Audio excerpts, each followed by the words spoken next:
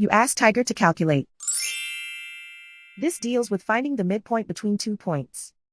The midpoint between the 2 points is 27, negative 69.5. Let's solve it step by step. Plot the 2 points and calculate the midpoint using the formula. The coordinates of point 1 are, x1 equals 89, y1 equals negative 61. The coordinates of point 2 are, x2 equals negative 35, y2 equals negative 78.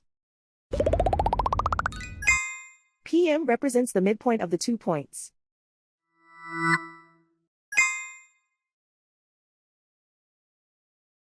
Use the x values in the midpoint formula to find the midpoints x. x1 equals 89.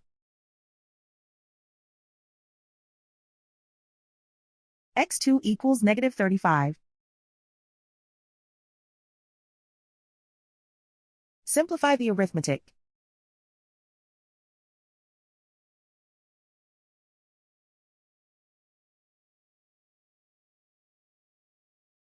Use the y values in the midpoint formula to find the midpoints y.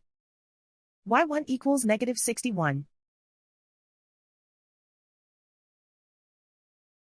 y2 equals negative 78. Simplify the arithmetic.